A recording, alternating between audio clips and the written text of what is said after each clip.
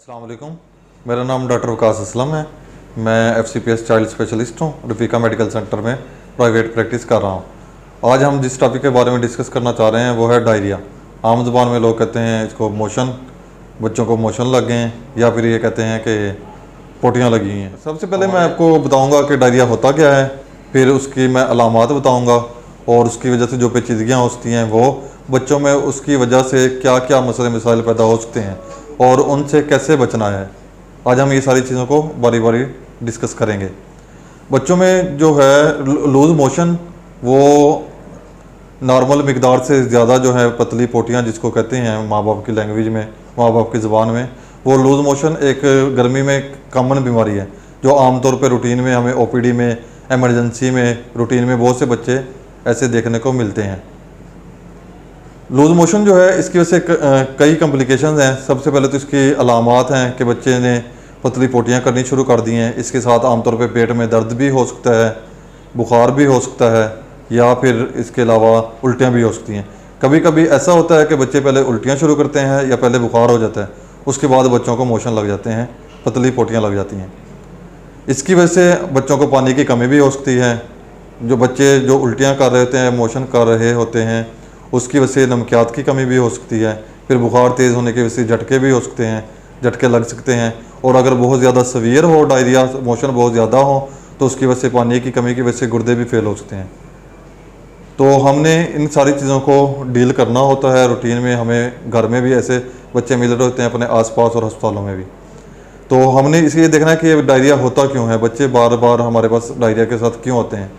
जो इसकी पेचीदा काजिज़ हैं, पेचीदा वजूहात हैं, उनको भी हम छोड़ के कॉमन लाइफ में हम ये देखते हैं कि ये ज़्यादा होते हैं खाने पीने की वजह से। गंदी अशिया, अपने गंदे हाथ इस्तेमाल कर लिए हैं, हाथ धोए नहीं हैं वॉशरूम के बाद, या फिर ये है कि कोई गंदी चीज़ खा लिया जिस पे पहले से जरासीम मौजूद थे, उसकी वजह से बच्चों में डायरिया हो जाता है। अब डायरिया से हम बच कैसे सकते हैं, उसमें से कुछ कॉमन चीज़ें हैं जो हर घर में हर माँ बाप को पता हैं, जो नहीं पता वो पता होनी चाहिए। उसमें यह है कि सबसे पहले आप बच्चों को हाथ धोने की आदत डालें। वो खाना खाने से पहले भी साबुन से हाथ धोएं और खाना खाने के बाद भी धोएं। बच्चों की आदत बना दें कि वो वॉशरूम जाएं और वापस आने के बाद फ़ौरन साबुन से हाथ धोएं। गंदे हाथ बच्चे बार बार मुंह में ना डालें। जो खाने की चीज़ें नहीं हैं, जैसे चाबी, पेंसिल, खिलौने, बच्चे जिन चीज़ों से खेल रहे होते हैं उनको बार बार मुँह में ना डालें। उन पर जरासीम होते हैं, उनकी वजह से बच्चों का पेट ख़राब होता है। और जो बाहर गंदी चीज़ें हैं, आमतौर पे रेडियों से आप मक्खियाँ बैठी होती हैं, उन चीज़ों को बच्चे बाहर से लेके खा लेते हैं, और या गंदा फ्रूट खा लिया बगैर धोए, तो उनसे बच्चों का पेट बार बार ख़राब होता है। इसलिए फ्रूट या बाहर से जो भी चीज़ लें, अगर वो धुल सकती है तो उसको धो के खाएँ। रेडी से अगर कोई ऐसी चीज़ ली है जिस पर मक्खियाँ बैठी हुई हैं तो वो इस्तेमाल ना करें। और अगर कोई धोने वाली चीज़ है तो उसको अच्छी तरह धोएं, जैसे फ्रूट्स वगैरह हैं। कोशिश करें कि बाहर की गंदी चीज़ों से बच्चों को बचाएं। और इसकी ट्रीटमेंट क्या है, सबसे पहले तो ये है कि अगर बच्चे को घर में डायरिया शुरू हो गया है तो किसी डॉक्टर से अभी आपका रब्ता नहीं हुआ है, डॉक्टर के पास अभी नहीं गए, तो सबसे पहला काम माँ बाप के लिए मेरा पैगाम ये है कि वो बच्चों को ORS पिलाना शुरू कर दें। क्योंकि डायरिया की जो सबसे पहली पेचीदगी है, सबसे पहली कॉम्प्लिकेशन है, वो ये है कि बच्चे को पानी की कमी होती है। जब पानी की कमी होगी तो उसकी वजह से और ज़्यादा मसले मसाइल पैदा होना शुरू हो जाएंगे। तो आपने सबसे पहले ये काम करना है कि बच्चे को पानी की कमी नहीं होने देनी। पानी की कमी कैसे नहीं होने देनी, उसको आप ORS पिलाना शुरू कर दें। अच्छा, ORS मैं आपकी इन्फॉर्मेशन के लिए बता दूं, ORS दो तरह के होते हैं। एक WHO ORS नॉर्मल होता है जो हम बड़ों में देते हैं, एक लो ऑस्मोलर ORS होता है जो बच्चों में देते हैं। इसलिए जब भी बच्चे को डायरिया हो तो कभी आपने नॉर्मल वाला WHO ORS नहीं देना जो बड़ों में होता है। आपने हमेशा लो ऑस्मोलर ORS देना है जो बच्चों के लिए ही स्पेशल बना है। आप इसका 5-10 रुपये का 15 रुपये का पत्ता आता है, इसको घर में ला के रखें। इसके ऊपर तरीका लिखा हुआ है, उसको बनाएं और उसको बच्चे को पिलाना शुरू कर दें। अगर बच्चा उल्टियाँ कर रहा है, अगर वो फीडर से पी लेता है, गिलास से पी लेता है तो बहुत अच्छी बात है। और अगर वो उल्टियाँ करना शुरू कर दे तो आप इसको सिप बाई सिप, जैसे कहते हैं चम्मच से या ड्रॉपर से थोड़ा थोड़ा स्पून से सिप करके दें, तो फिर वो उल्टियाँ नहीं करेगा।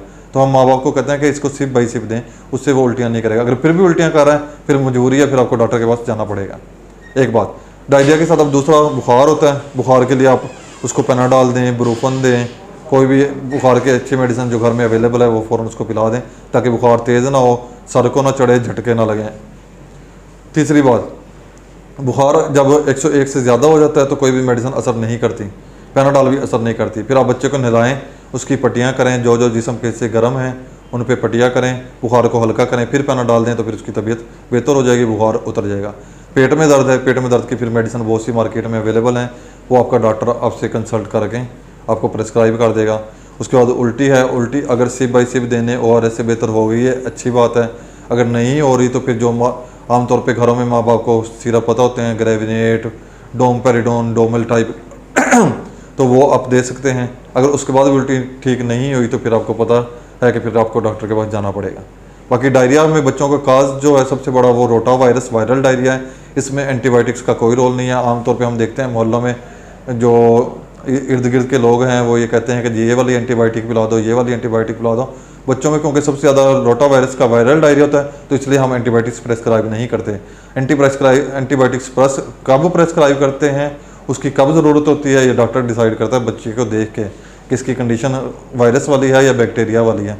जब बैक्टीरिया होगा तो एंटीबायोटिक्स देंगे, और अगर वायरल डायरिया डॉक्टर को लग रहा है तो एंटीबायोटिक्स नहीं देंगे। हाँ, जिन चीज़ों में इसका रोल है वो ORS है, लो ऑस्मोलर ORS जो मैंने पहले बताया है बच्चों में, वो वाला देना है।